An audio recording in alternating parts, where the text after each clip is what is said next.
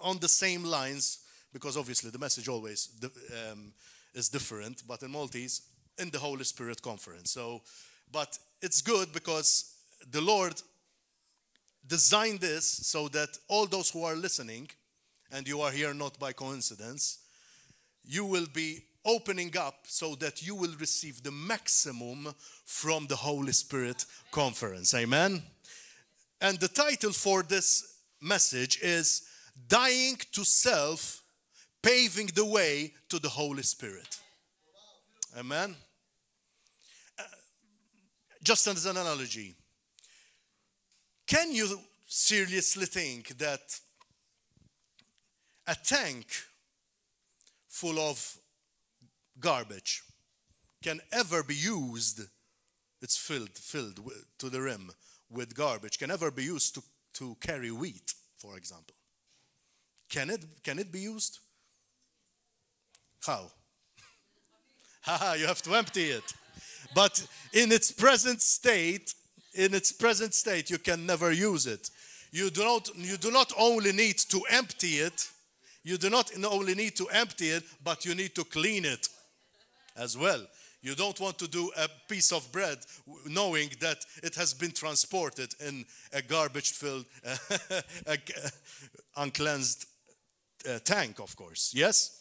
And so we all agree in the natural that it has to be emptied, cleansed, in order to be reused for something else. Amen? It's the same thing in the spiritual realm. It's the same exact thing, because we live in many parallelisms between what happens in real life and in the spiritual realm. The Lord wanted us to have an image of what happens in the spiritual realm by the natural things that happen on earth. Amen? How many of you, now, question time, it's like a quiz. Yeah? How many of you did you hear a dad argue lately? A dead person. How many of you heard a dead person argue lately? Start arguing. Never.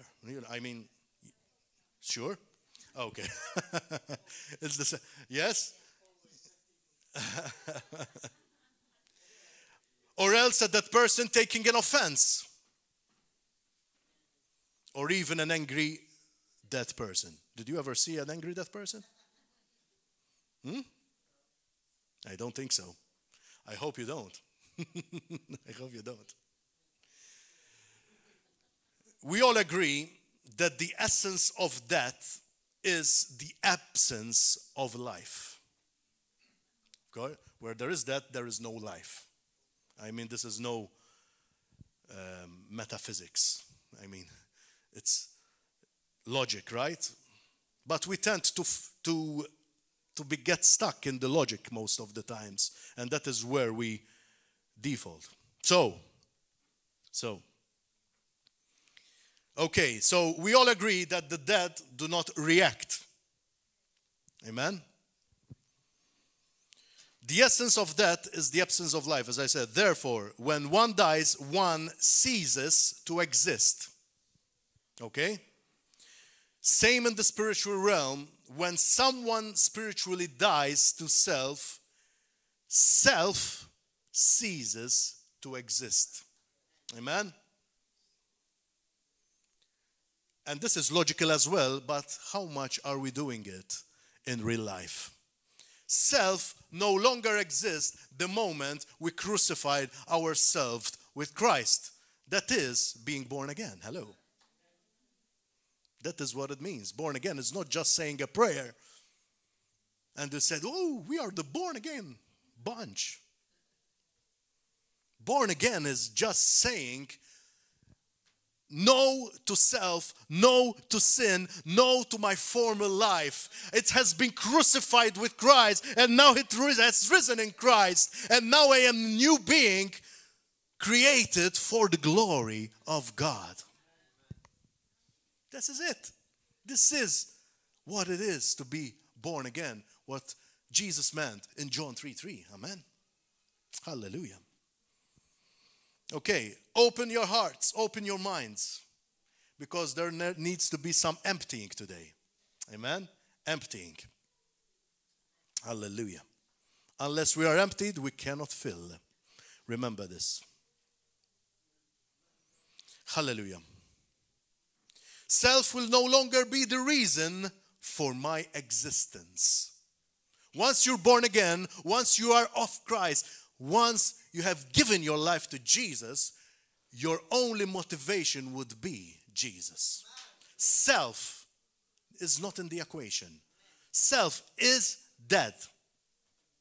Self is crucified. Crucify it once you pray? No. It's a daily thing happening over and over again. Every day, every minute of our lives, we need to crucify this flesh. Otherwise, it will rise up. And if we starve the new, the old man will come to life.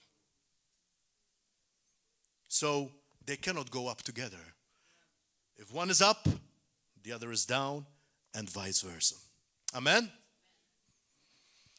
Okay. The individual who dies to self understands that God created him for a reason.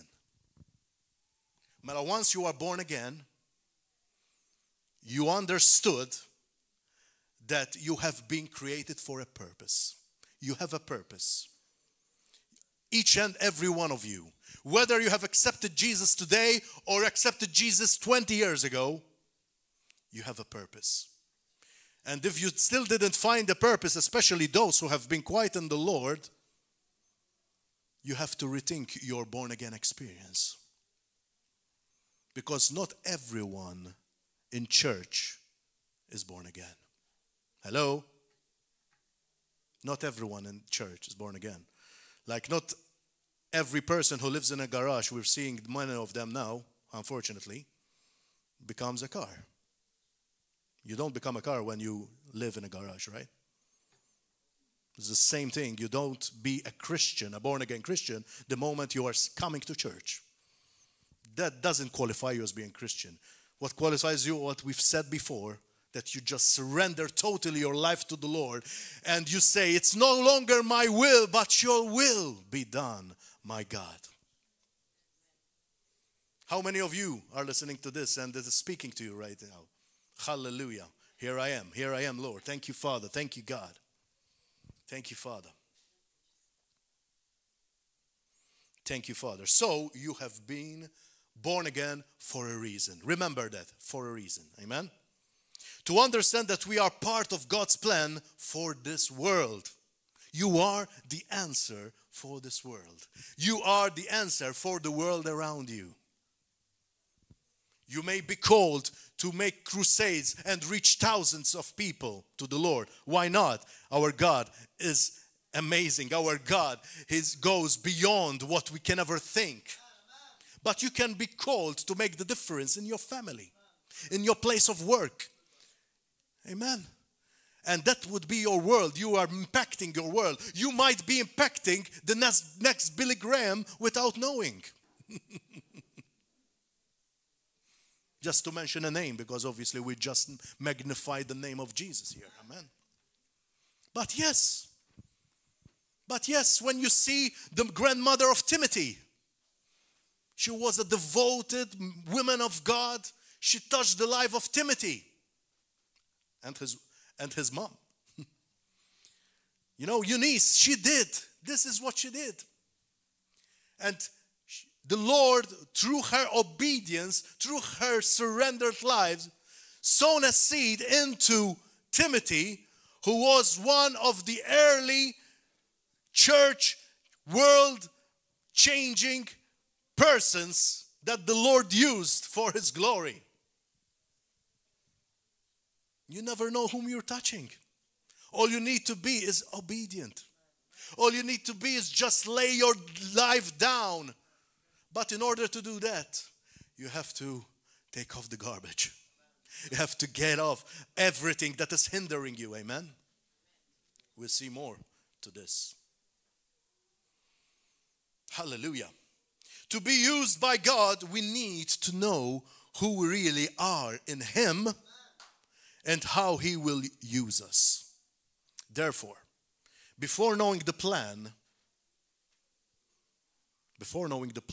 the ultimate plan for you specifically, because there is a plan which is for everyone.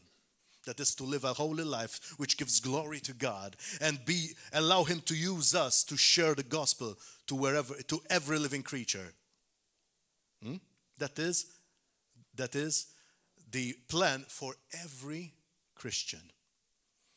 You don't have to be an evangelist to do this. You are born as an evangelist the moment you have been resurrected with Jesus. Hallelujah. That is because we are called to share the love. Love is not meant to stay inside, it's meant to be shared. You cannot say you love someone and never show him love. It doesn't make sense. If you want to love me, show me. Show me your love. It's an act. How much are we loving those who are not in our bunch? Reaching out. How much are we doing it actively? If we are not doing actively, therefore there are chains which needs to be broken today, not tomorrow, today. Amen. Hallelujah. Whoever is truly a child of God has a great desire to be used by God. And I want to stress this. Many church comers just come and enter into another religion. They just come, fill the seat. They got used to the system. They came fervently at the very first time. But then after a while, it became another system, another religion. If you are in that status, it's not too late, because this message is for you to change, to do something about it. Once you are still breathing, the Lord is giving you a chance. And that is the good news. Okay? But know that a truly born again person, you would know that you are truly born again when you have that hunger to know more about the Lord, but also to hunger to be used by God. If you don't have that hunger within you, then it means that you are not born again as yet. And there are chains or veils of deceit trying to hinder you to fulfill your plan for God. So hello, are you hungry for God? Amen. But if if we're saying hungry for God and we're not doing something for God, if we are not seeking what is your will, if you are not reaching out, if you are not being actively into His plan, if you never said to the pastor, Pastor, I don't know what to do, but please tell me yourself, where can I serve? If you come with that mentality, the Lord will honor you, because He is seeing, even though you don't know the actual purpose and the actual plan for you, you're showing a servant heart.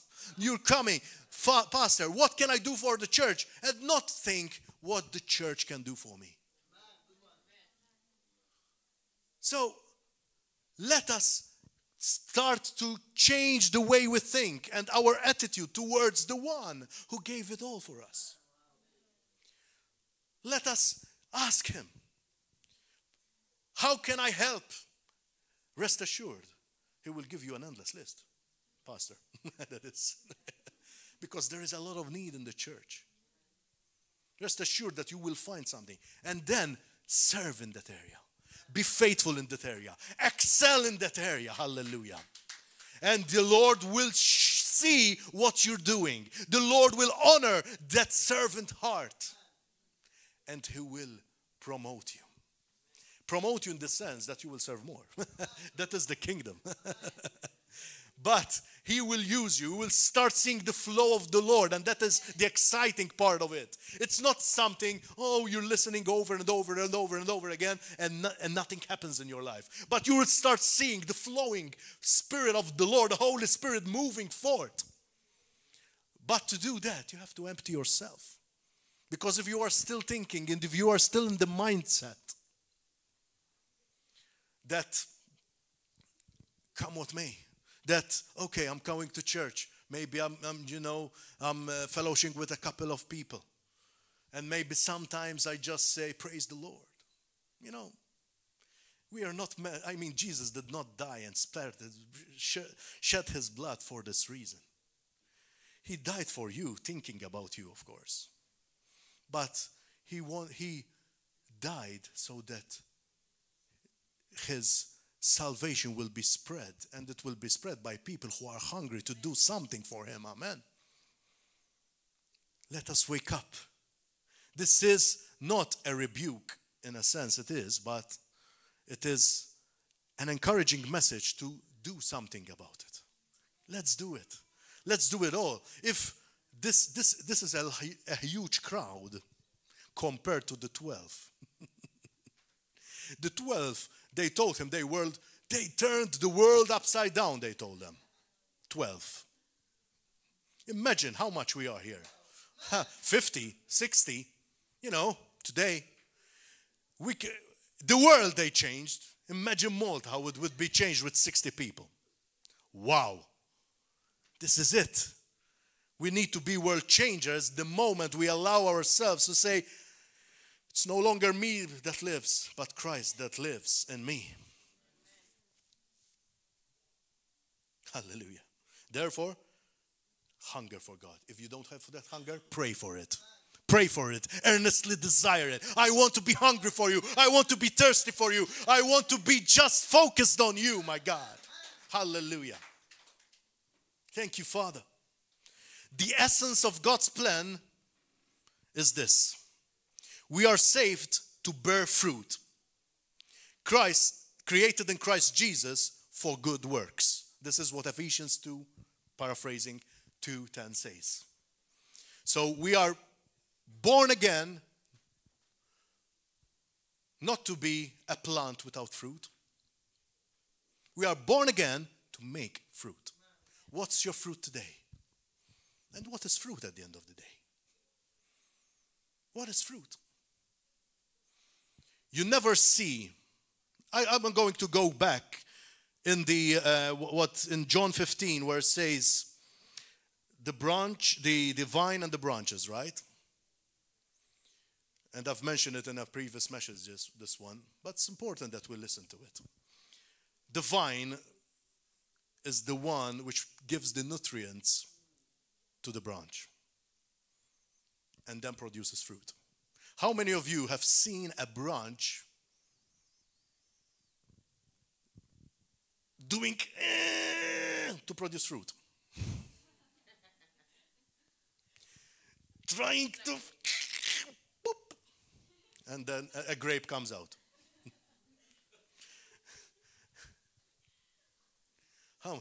I've never seen that. What I've seen is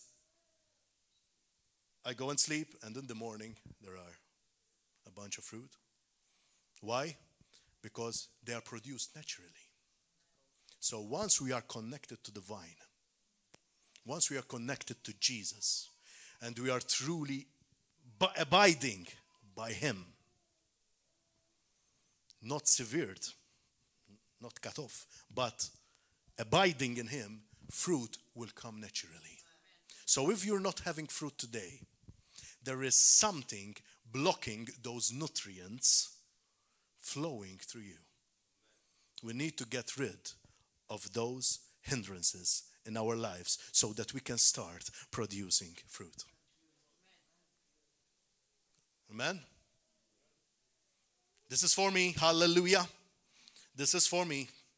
It's time for pruning. Time for cleansing. Hallelujah.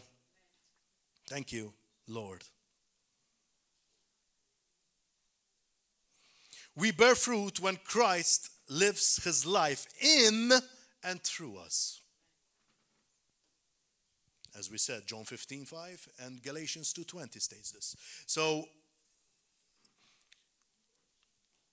it's easy to understand whether we are born again. It's easy to understand whether we are truly bearing fruit.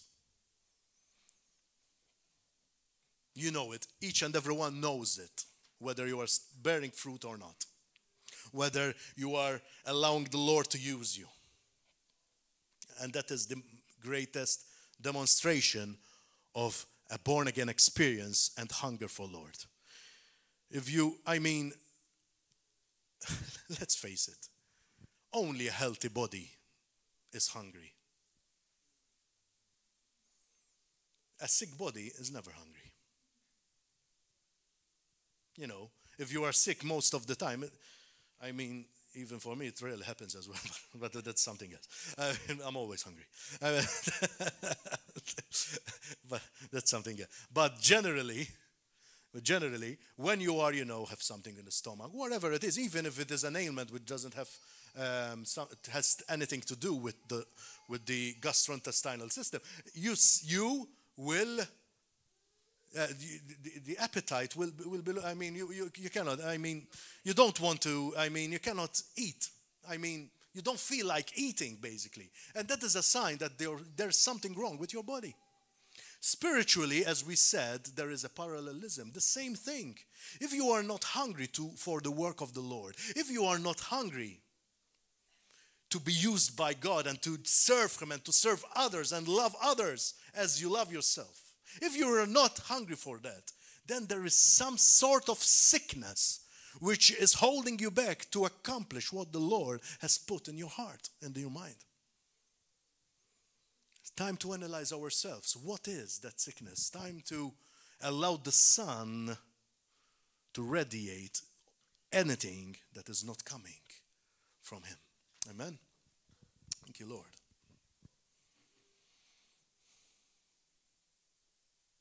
Hallelujah. Because why? Because the Lord wants us to show His abundance. He wants us to experience His abundance. He wants to flow into our lives.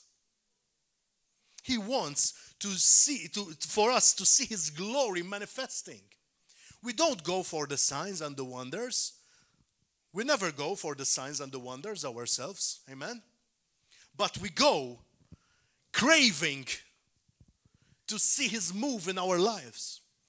And when someone then tells you, a Christian life is a boring life, that is because they never experienced the power of God in their lives.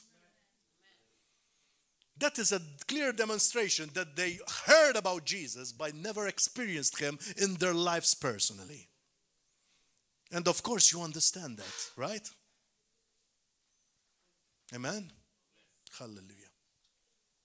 Thank you, Jesus. Welcome. Hallelujah. Thank you, Jesus.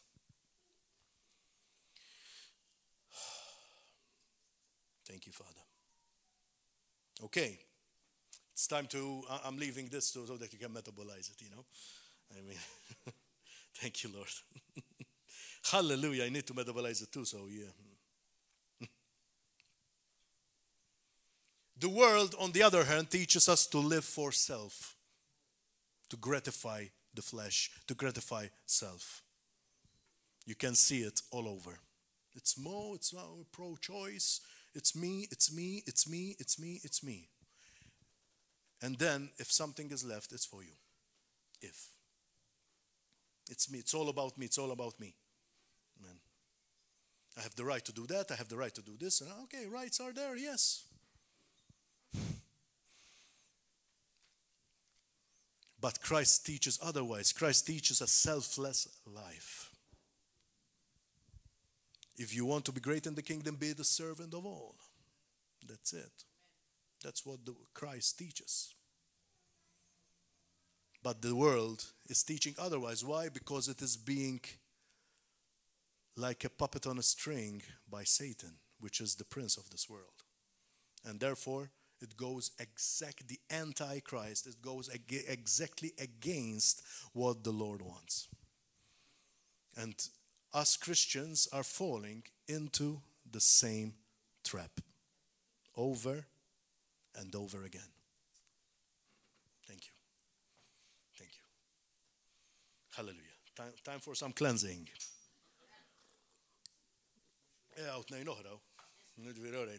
Abundanza, because we are a people of abundance. Hallelujah. Right there. Praise God. Thank you, Jesus. Hallelujah. Thank you, Father. Dying to self. Are we doing it? Amen.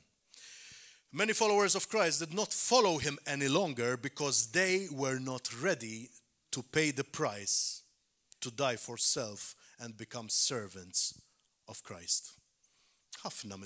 Many of the disciples. I want to rephrase this. Many of the followers, because there's a difference between a follower and a disciple. Many of the followers left Christ the moment they understood that there is a price to pay. When there were miracles, people were coming in with great crowds, people pushing, to touch his garment, to touch him. When there were miracles, where there was something to get, something to gain, there were the multitudes. But when the teaching was getting tough, when he was teaching that in order to be great in this kingdom of God, not even his disciples understood this. But the moment they understood that there was it was not just hallelujah, it was not just, the feel-good factor, but there was, the price to pay as being the servant, that denying self so that he will live. That moment, many left. And that is happening, yes, still today. And it will continue to happen. I mean, it's not, prophesying against something, but it's going to happen. It's continuing to happening. It's happening and it will continue. Because why? Because the flesh is still alive. Because we are not allowing the Spirit of the living God taking over our lives, our being, submitting daily. Many of us think that it is one thing. It is a one-time thing to do it. Just praying the prayer of salvation, then it's all fine. Of course it's not. It's all fine because you have surrendered your life to Jesus. That is the greatest thing ever. But we have to really submit to his will. Then, because many put Jesus as their Savior, but most of us do not put him as Lord over our lives. And that's the problem. Lord meaning obedience. Lord meaning submissive. Lord meaning if it doesn't make sense to you, you still do it. Because you know that he is faithful. Because you know that even though it doesn't make sense for me, you know that he has the bigger picture. And he knows where you're going, but you don't know because you are just seeing piece by piece in the puzzle of your life. That's the problem. But he knows the picture already. He knows that if he gives you that motorcycle or car that you have been working for example, I'm just giving an example, he knows what will happen if you have that. But you don't know, you're just seeing the thrill of it. Just an analogy, of course. But you can put in the things that you strongly desire and you're not having them right now. Maybe, can be, that it is a test for you and for me. It can be a test to see whether you are truly faithful to him to achieve that, or else whether you are truly faithful to him because you have surrendered your all to him. One, or else it is not for your good in the long run. Because it's you, because the Lord won't give you anything He knows that you will be addicted to and leave His purpose aside. That's a sure thing. Amen? It's a sure thing. And if you have something like that at the moment, which is taking away your time with God and with your families and with what He has given you the responsibilities over your life, if you have that thing, get away. Get it off your life. Remove it. Eradicate it. The Lord has been truly an extremist in this. He didn't tell you, cover your eye. He told, plug it out. Plug it out. He didn't tell you just be like a pirate, you know. And sometimes you do like this. You know. No, plug it out. Plug it out, totally. So that it will not interfere with God's plan for your life. Hallelujah. Jesus. Two powerful scriptures from Jesus and Paul which stated. First, Jesus. He who loves his father or mother or himself more than me, he is not worthy of me. Okay. Paul, I have been crucified with Christ. This is the practical version of a person now. Okay. I have been crucified with Christ. It is no longer I who live, but Christ that lives in me. So we see first the command, and he's telling us clearly, if you love me, in another scripture, if you love me, you obey me.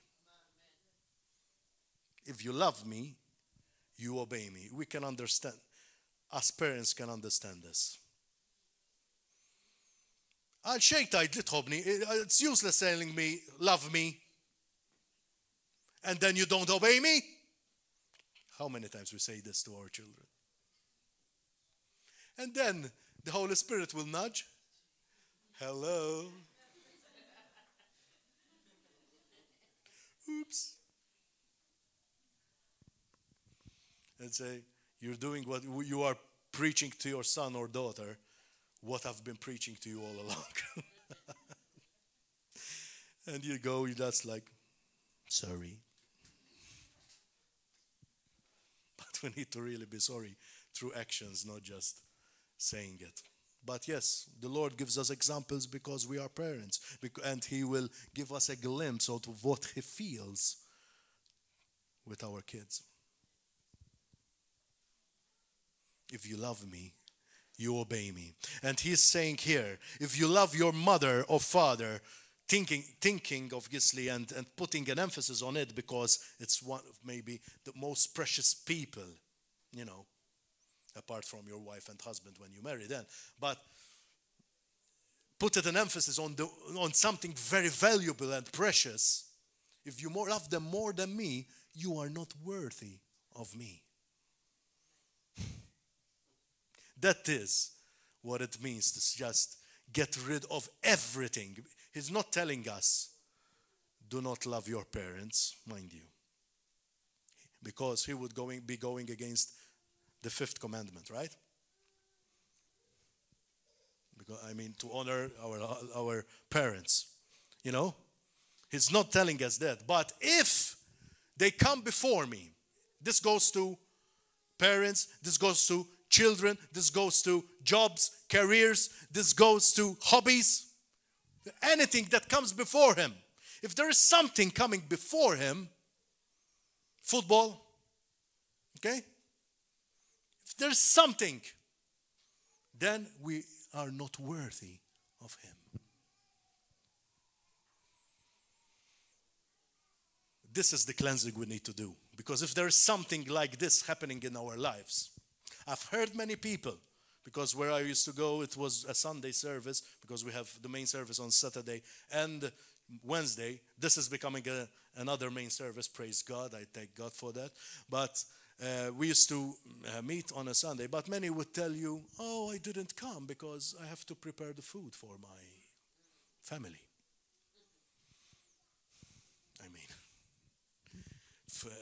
It's a smoke screen rather than excuse what I say. It's a smoke screen which will try, it's deceiving herself. And Because when you tell, you can prepare food the night before, you can you can wake, but where is the hunger? This is what I ask. Because it's all about hunger. Because if you truly want something, and this happens even in our daily life, if we truly want something, we are ready to sacrifice for it. Are we sacrificing our time for God, the one who gave us life, the one who gave it all for us? He didn't spare. He didn't spare his life for us. With one drop, he could have saved the world. But he chose to spit it off, to shed it off, every single drop. And to prove that, then water came out. So to tell you that nothing was left of his blood in his system. This is our Jesus. He gave it all for us. And this is a perfect example for us how we should act as disciples, no longer followers. There is a difference. The disciple is ready to die for his master. The follower comes when he feels like.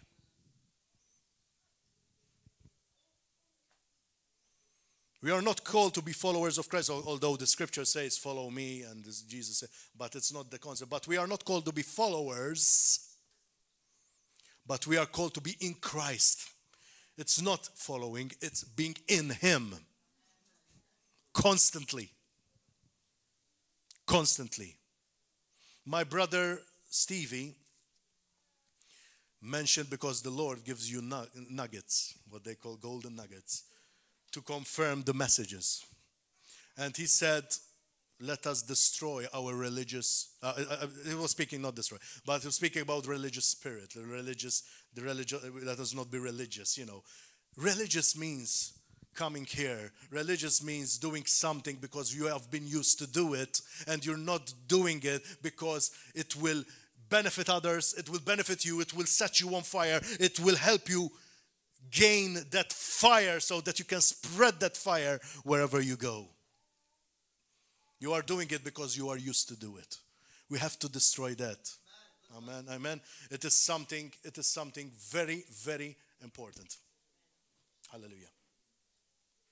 Thank you, Jesus. Most of the time, and this is one of the main problems as well, we do not pray as God wants us to pray. Most of the time we don't pray at all. Too busy to breathe. It's the same thing, man. If you are really truly living a life in Christ, you're saying, when you're saying I'm too busy to pray, saying I'm too busy to breathe. Doesn't make sense. It's not, as born again, children of God, we seldom pray as God wants us to pray. It is more about taking us away from this difficult moment, from this time of pressure in our lives, or for personal gain, or to sort an issue in our lives. Come what may. It's something which has to do, something that we will gain from it, But we find it difficult to pray and meditate upon what the Father really wants us to pray. You know what's the prayer? Not my will, Lord, but yours will be done. We don't meditate on this. We don't pray about this. We just pray about what we need. That's a problem because it's feeding the self through a spiritual means. But it's still feeding the self. So we need to really understand because this is subtle. This is coming from the pit of hell. Because the enemy will now understand that you will not fall again into pornography or fall into things that are clearly as the light against the will of God, but he will make you do things that you think they are holy, but at the end of the day they are still feeding your old self. Selfish prayer. And that is why we need to start changing the way we pray. If we pray, let your will be done, my Lord, and believe it, things start to happen and start to change. And it doesn't mean the things how you want them to be changed. It is how it's best for you to be changed, because the Lord, as we said, knows the full picture. Amen? So let us change the way we pray. Let us pray selflessly, because self is no longer existent in us. Should be like that. Selflessly. Let your will be done. Let's pray for others. Pray for the kingdom. Pray for your leaders. Pray for the government. Pray for all those people in the places of influence. Pray for others. Pray for God's will to happen in Malta. Pray for God's will to happen in River of Love, in the people you meet at the working place. Wherever you go, pray for them. Forget about yourself. That is what Matthew 6:33 says. Put first the kingdom of God and righteousness, and this is righteousness. And all the other things I will give you. Whoo! This is the promise. And this is how it should be translated into our daily living. This is it, guys. Come on. Let's do it. Let's try to focus again. And that is why it comes essential when we are baptized in the Holy Spirit. Because when you pray in the Holy Spirit in new tongues, you are praying selflessly. You're not praying about your need anymore. You might be praying for someone in South Africa, for example. You don't know. You just be praying selflessly, praying the Spirit. You're praying God's will. Direct connection with God's will. And that is why it is so powerful. Because when your prayer meets God's will, things happen all the time.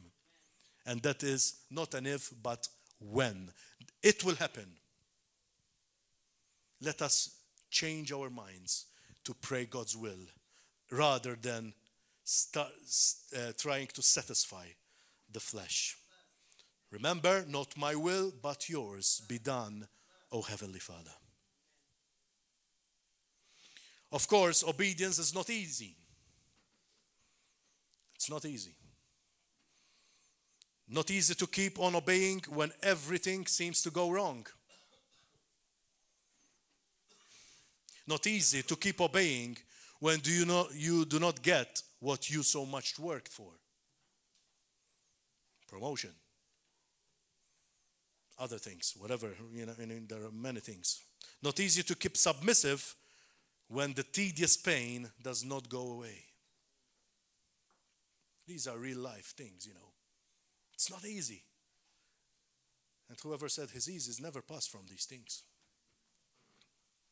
Not easy when your husband or wife is not collaborating with you to make this marriage work. Even though you are living a holy life of servanthood towards them. When you don't receive the answers you have been trying to obey for. But let me tell you something. We do not obey for answers.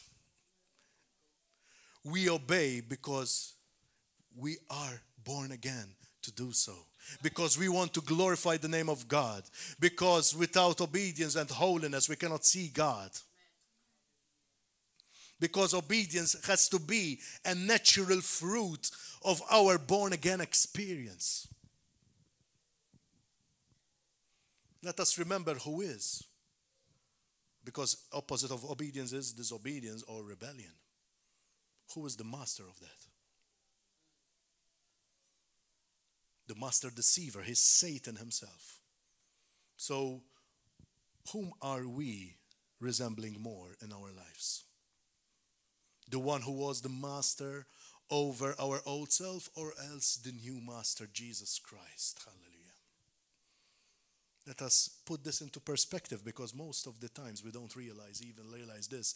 And we will believe, oh yeah, we will try to find excuses so that we will feel better. But at the end of the day, we're only deceiving ourselves not to get in line in divine alignment with what the Lord is telling us or giving us.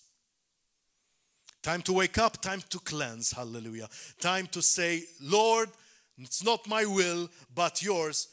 Holy Spirit, put a floodlight over those things I need to change.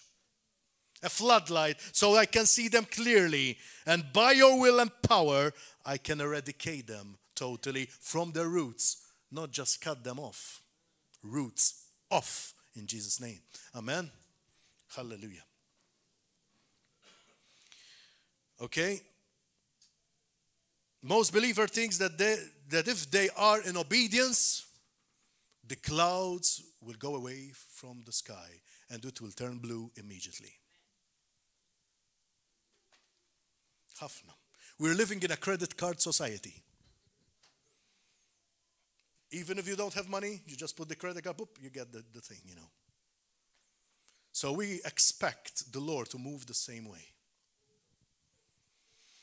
That, oh, I'm obeying this. Oh, I'm not going to watch pornography today.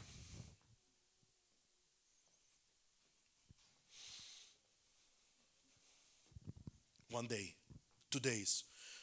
Now I'm praying that I have a wife. The wife doesn't come. 3 days, 4 days, 1 week, 2 weeks, 2 months, 1 year. And maybe it should have comes. Because it's God's perfect will for your life so that you can live for His glory. Hallelujah. Amen.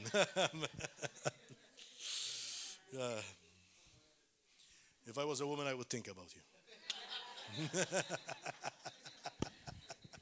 Glory to God. But I'm taken, sorry. Glory to God. Thank you, Jesus. But if I was a woman, you got that, eh? Very well. But I'm not. I thank God for that as well. Hallelujah. Oh, praise God. Okay.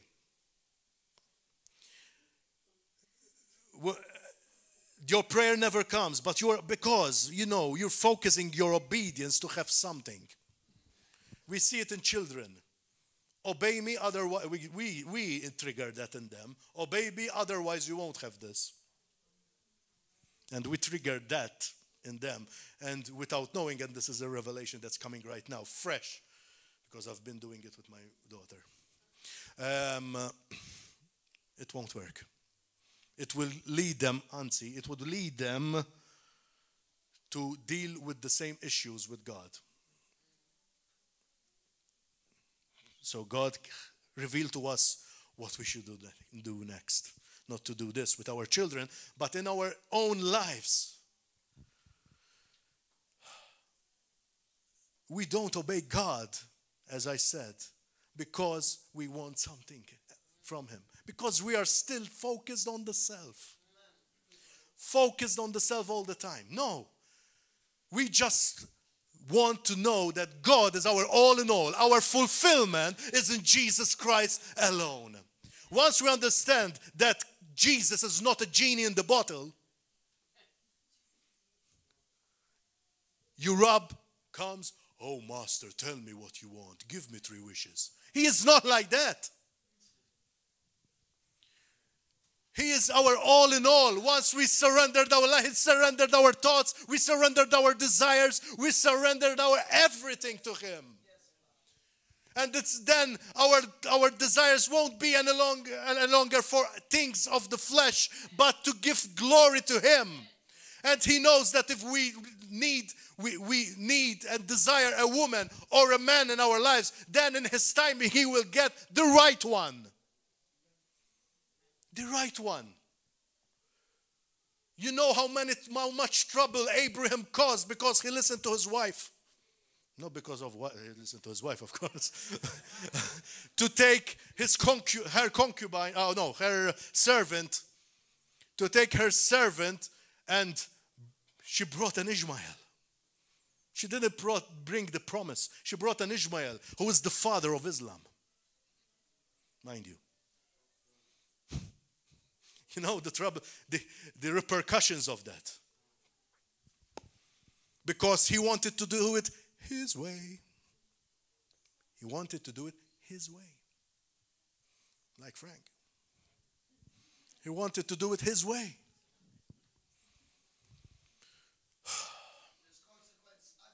Always there is a consequence. Always. That shows us, because these things we don't have to do them ourselves. That is why the Bible is important, to know it, so that we don't repeat the same mistakes. We let it in God's hands, even though it is taking long for the promise. The promise, Abraham took 25 years to see the promise. He told him that he's going to have a child. Not only a child, but you wouldn't even be able to count the children. Until 100 years, not even one child was there with the promise. But God's timing is not our timing. Hallelujah. We need to understand this. We need to put it into our hearts and minds. Otherwise, the Lord won't work, because He's still seeing you focus on what is your need, rather than focusing on the one who provides. Let us open our hearts. Let us open our minds. Hallelujah. Thank you, Father. I'm taking notice of my watch because it's further back.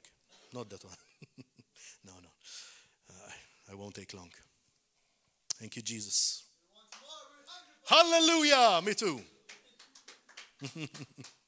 Hallelujah.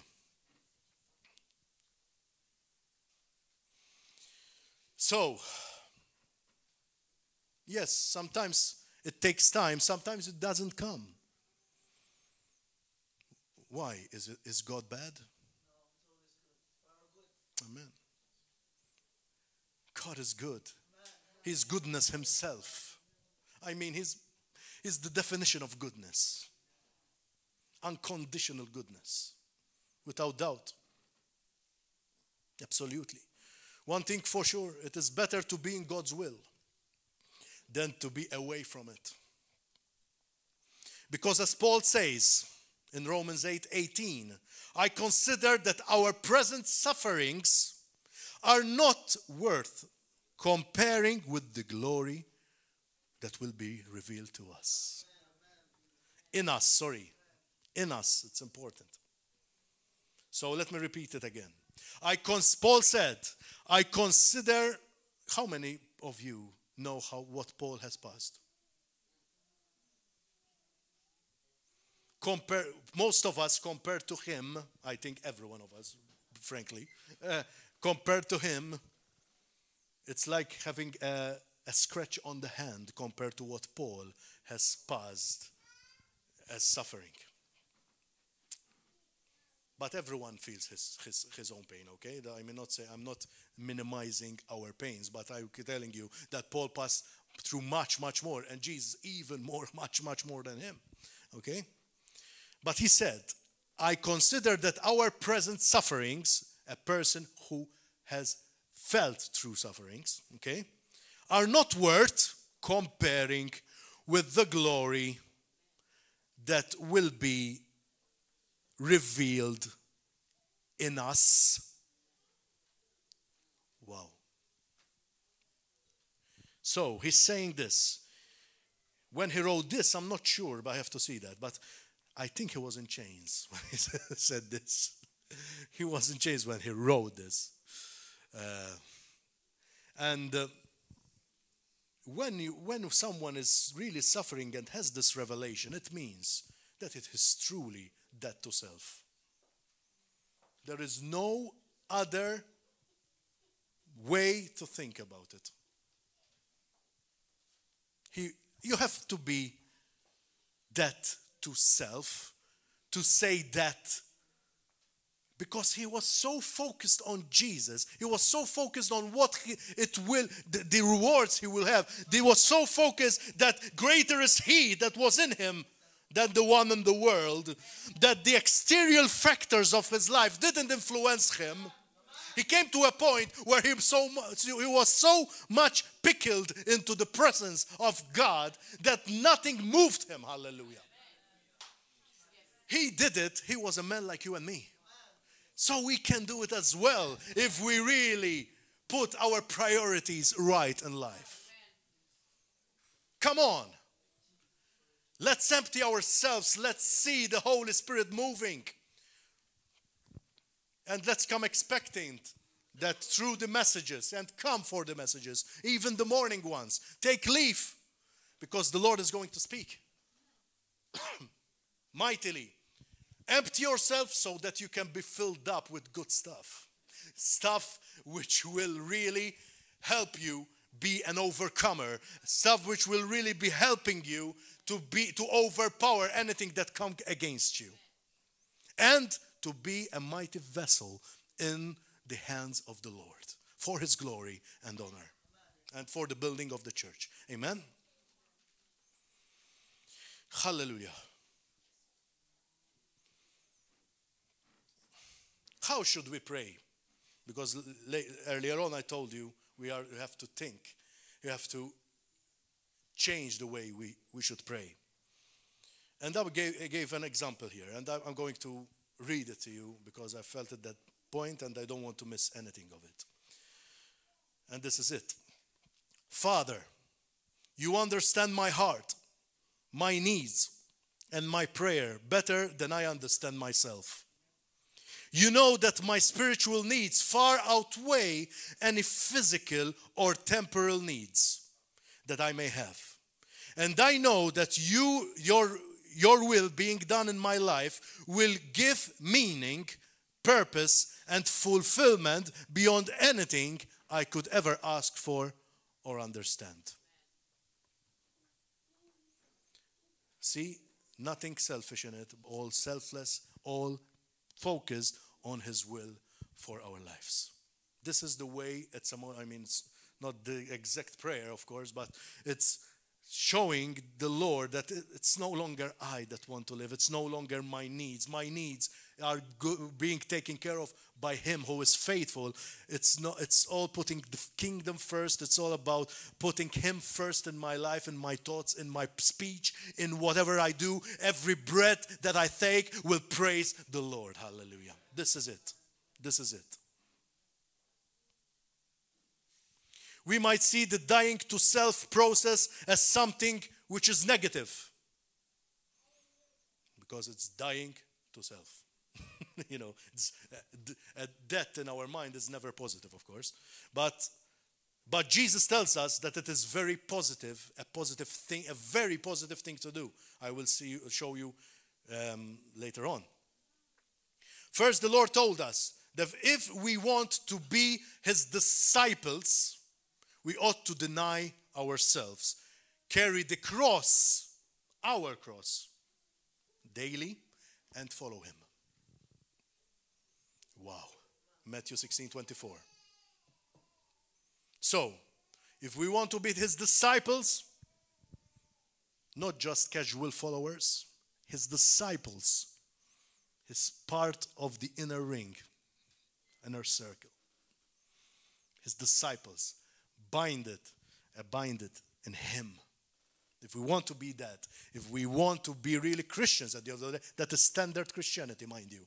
It is not something to be, for the exclusive elite part. It's Christian, standard Christianity, what I'm speaking about.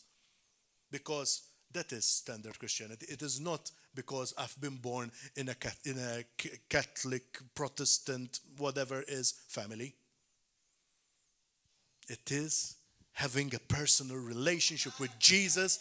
It's like that vine and the branches. The branch which is constantly connected to the vine. That is us. Fruit-bearing Christians. Amen? This is so important to emphasize. So we need to deny ourselves, empty, the emptying process, okay? Emptying process, carry our cross, meaning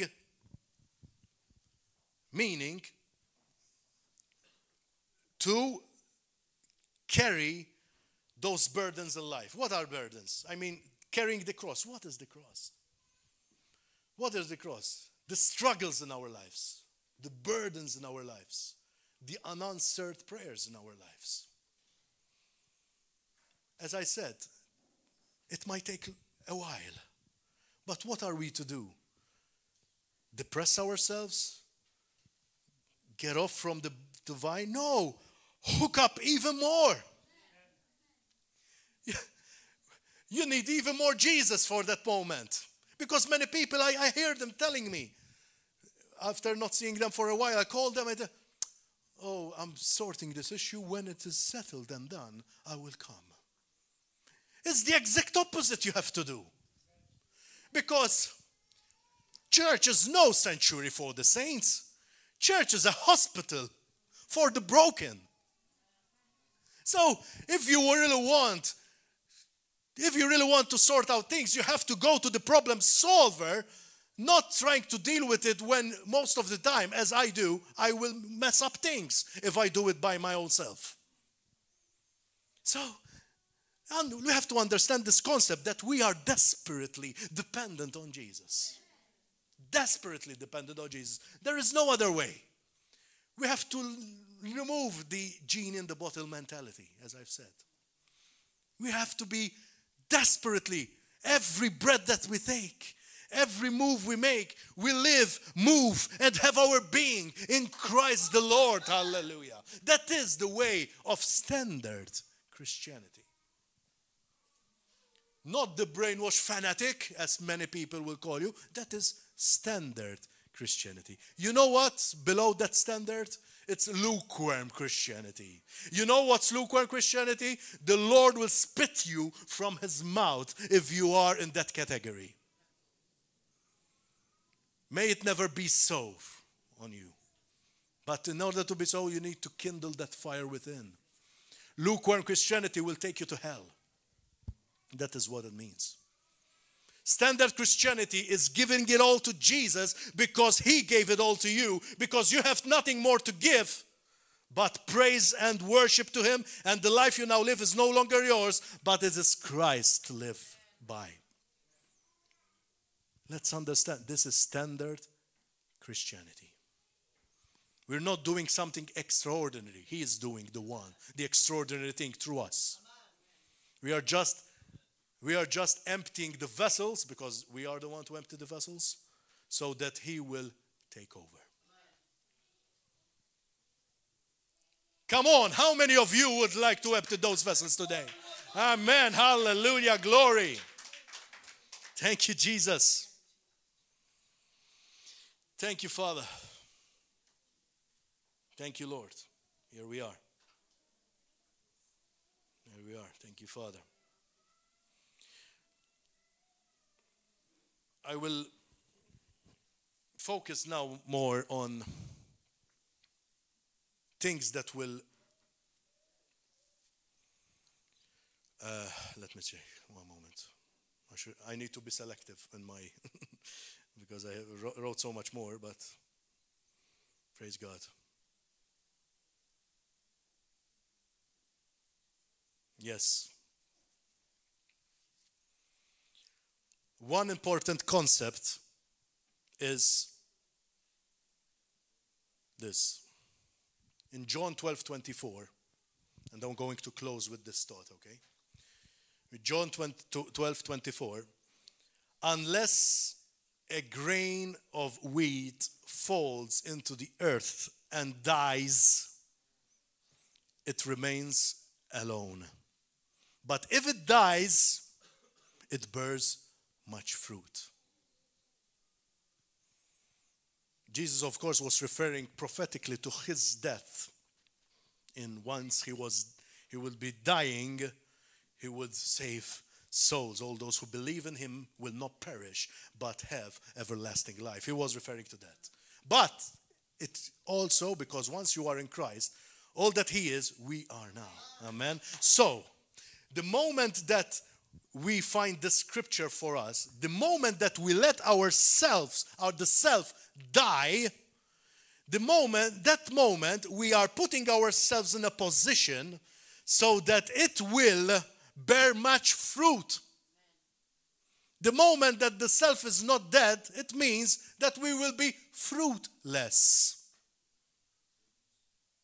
And a fruitless Christian is a lukewarm Christian. A lukewarm Christian is going to a smoking area, not a non-smoking area.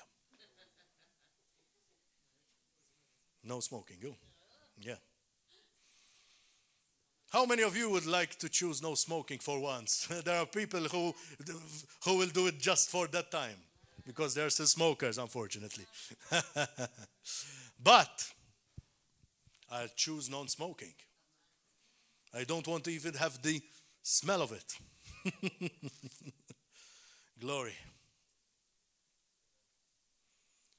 We cannot not bear fruit and be called standard Christians. It's standard. Standard Christianity. Hallelujah. How many of you would like to produce fruit in the Holy Spirit, as I said? Are you ready to die for self? Because without it, you will not be able to produce fruit. So we have to die. Self has to die. Your will has to die. Your way of thinking has to die. Your attitude has to die. Your attitude has to die. This is important. Attitude. Because us Christians have to really have the joy of the Lord in our hearts, guys. We cannot live like, the downcast, because it's happening. There is something missing. There is something still holding back for the joy to overcome you. When you think about the apostles, Peter, who was in chains and was singing. In chains after being beaten, after being tortured, after, And he's singing, man. He is singing. Praises to God. Praises to God. Do you think if he had the attitude that most of us have, that, oh no, but why, God, this is, I've been giving you all my life, I've been preaching your word, and what happens? I get beaten, I get chained, I get into the most filthiest place that the world has ever seen. Why? Do you think that attitude would have caused God to move and send angels and break the chains and let him free from the prison? No. Of course not. So that means that if your attitude is like that, it means that you are putting yourself into the prison. You are the one who is closing the door and throwing away the key. So attitude is important as essential. Let the joy of the Lord be your strength. Nehemiah 8:10. Let the joy of the Lord be your strength. And declare it from your mouth. The moment you wake up, even though you wake up not even knowing whether you're still existing on earth, let the joy of the Lord be my strength. Hallelujah. And say it with a heart which is fervent for the Lord. Okay, pain will come. Maybe pain is there. Maybe things are not the way you picture them to be. But know this, that you will start to change the atmosphere the moment you start praising God. The moment you start worshiping God. The moment that you say, it's no longer I that live, but you that live in me, O Lord. there is where things start to change. You won't see them physically, but it will just be the chain reactor which will start to move things around for you. It will happen. It will happen in two ways. Either things will move, or else you will have such an attitude towards them that you will be unmovable to them. That's it. You will just say, okay, this is it. Okay, my God is greater. My peace is not dependent on that thing. My peace is dependent on the one who lives forever. Hallelujah. That's it. Hallelujah. Grazie mille. Thank you, Jesus. So, I think it's enough for today. But remember this. We are heading for a conference. This is not just a conference because we do it every year. We do it every year. But this is a conference with a difference. We need to come to it with a different attitude, with a different mentality. Lighter than we came here today. Because we will empty ourselves. So let us make a commitment to whatever is hindering us from experiencing all this. Let us get everything out and allow God and the Holy Spirit in particular, obviously He's God Himself, let Him allow Him to move and cleanse so that we can come with as empty vessels in here to allow Him to fill us with what the Lord has for us for this conference. This is why this message will pave the way for this.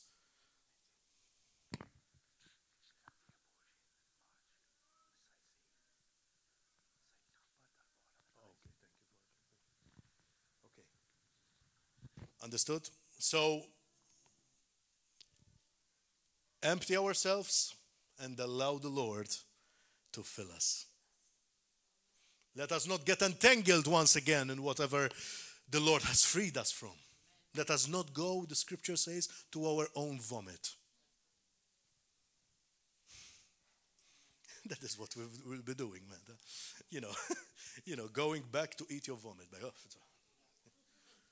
Spiritually, that is what we'll be doing when we are freed, for example, from anything like sin, whatever it is, and then you go back to it.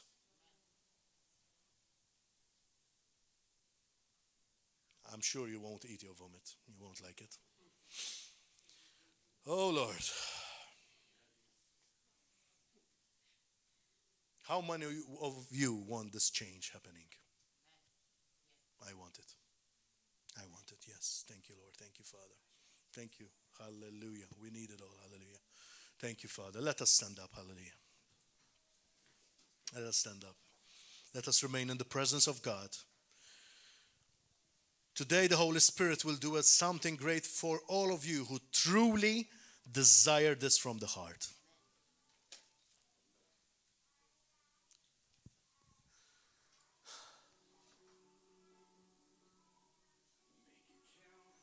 Hallelujah. Thank you.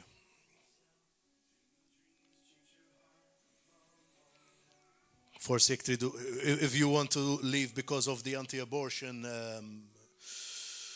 walk, it has been postponed. Yes, so you can stay as much as you like. You don't need to hurry. They will announce another date, another time. Obviously, it has been postponed due to weather. So thank you, Father. Thank you, Lord. Let's give time to the Holy Spirit. Thank you, Jesus. I want you to just close your eyes, lift up your hands, but most of all, open your hearts and minds, asking the Holy Spirit to show you those areas. And if you already know those areas, to give you the strength and to show you how the strength He gave you already to be used so that you will be set free.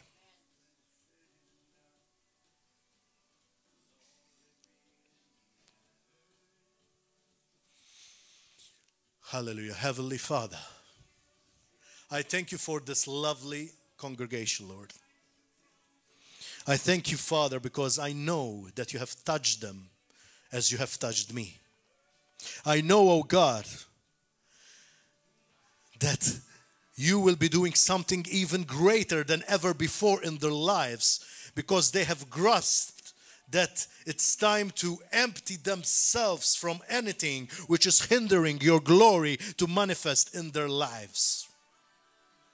Give them a deeper revelation as they are in meditation, while they are quiet in their homes, to understand what it means to die for self, and then allowing you to take over their thoughts, their hearts, their attitude, their speech. Hallelujah. Yes, Lord, pave the way for the Holy Spirit to make a wonderful move in their lives. And I pray that all the chains be broken in the mighty name of Jesus Christ. Every veils of deceit, every hindrance, every rope, spiritual ropes that are holding back us from experiencing you in a mighty way will be torn right now in Jesus' name. Yes, Lord, I don't want this to just be a prayer. I just earnestly desire that the fire of the Holy Spirit will fall down right now and burn anything which is not from you right now, God.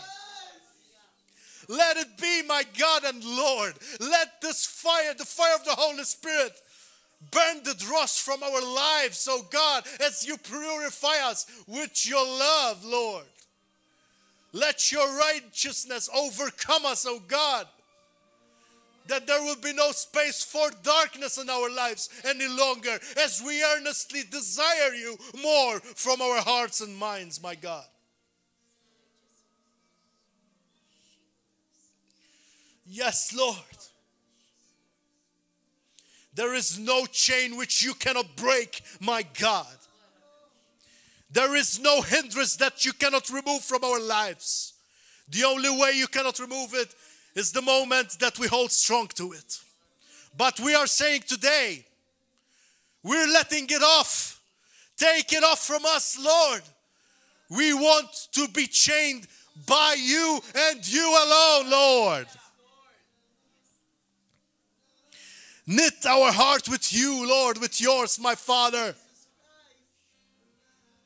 We repent from our sins, oh God. We ask you for forgiveness, my God. Help us, Lord, to forgive others, because that is a major chain to be broken. Forgive us, Father, for our trespasses.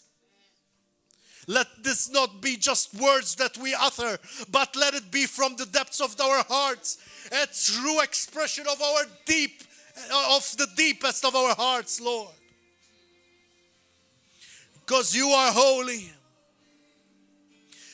And you told us to be holy as you are holy. Hallelujah to you, my King, my Lord. I worship your holy name, and I thank you, God, for this mighty move that's happening right now in our hearts, in the hearts of our brethren, in the hearts of the people that are in Gozo, our brothers and sisters there, Lord. The same move is happening right there, even more stronger. Hallelujah.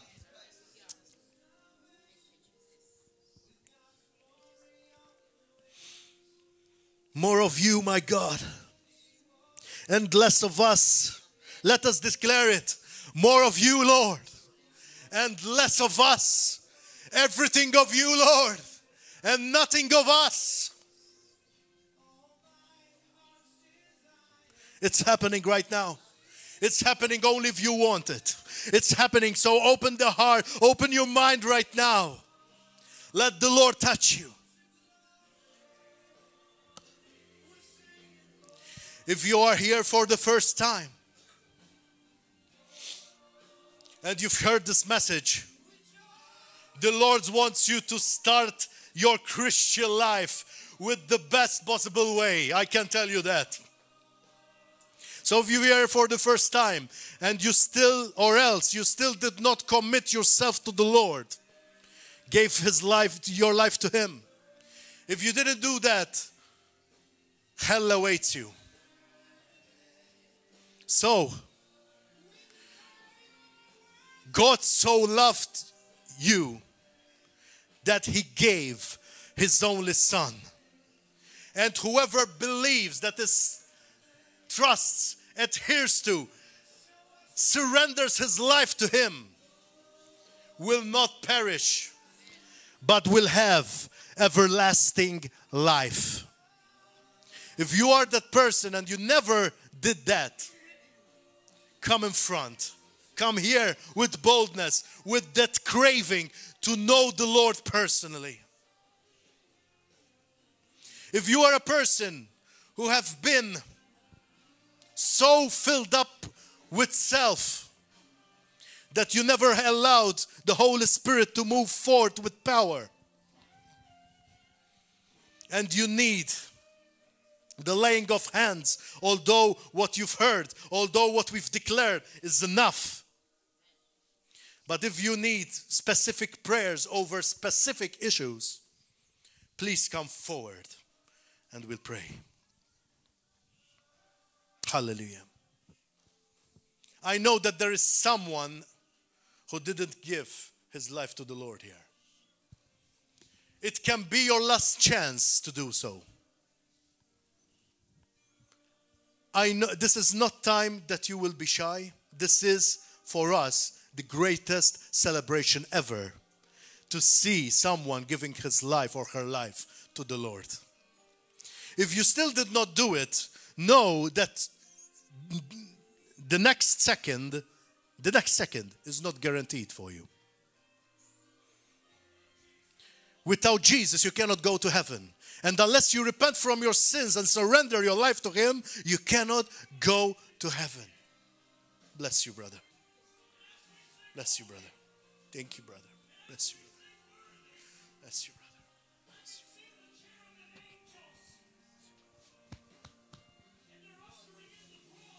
Hallelujah. Thank you, Father. Hallelujah. Thank you, Jesus. Ataw iżjed.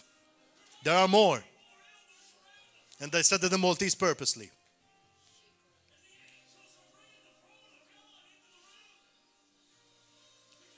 I'm going to say it in Maltese this. Jekk inti għadek ma tajtx ħajtek il-mulej, għada mhuwiex garantita lik u laqqas il-lejla.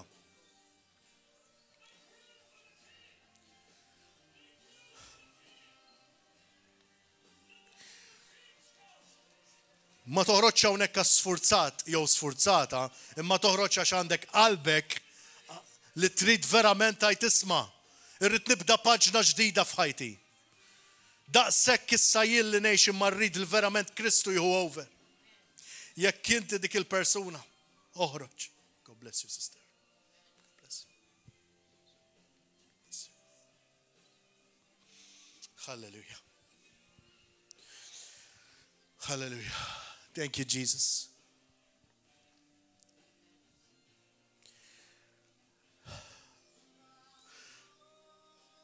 Ħriġtu għax qalbkom rid li toħroġu, għax ridtu verament minn qalbkom toħroġu, grazzi mulej.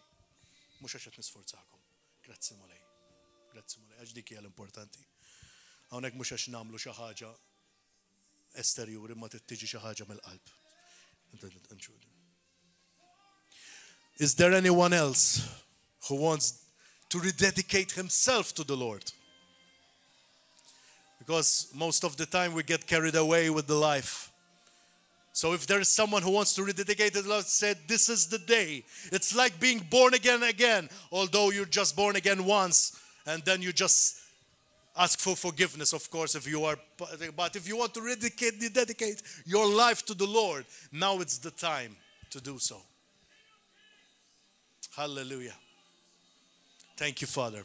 I want you to just stretch your hands prophetically over our brothers and brother and sister.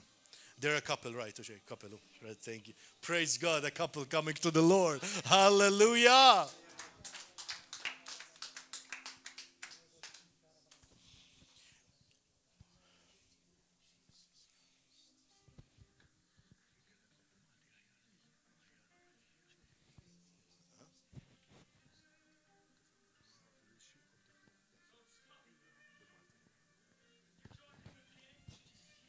I'm going to switch in Maltese because what's important is that they would understand.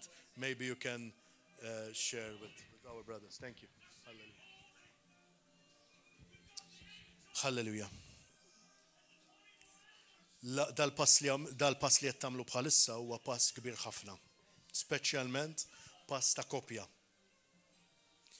Għax fejn Alla jaqgħad l-ebda ħaġa ma tkun tista' tifirdu jekk ma nkunux jew aħna, imma l-infern ma jistax jeqridkom. Għax jekk tibqgħu uniti fil-mulej, ħaġa waħda miegħu, l-ebda ħaġa ma tista' tkissirkom. Amen. U dik hija ċerta. U li ġejtu bħala koppja, u ningrazzja l-mulej għax jiena naf għax diġà kellimt il-Melvin naf xewqa kellu li inti tkun hawnhekk ukoll. Ġifieri naf l-mulej qed jaħdem f'ħajjitkom u hija l-ikbar deċiżjoni ikbar miż-żwieġ tagħkom.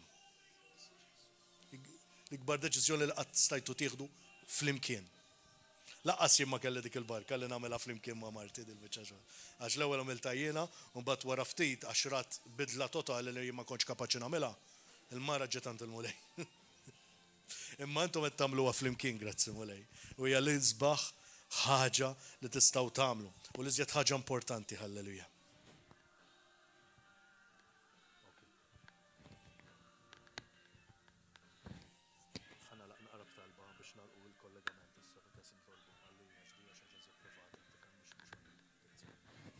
Halleluja.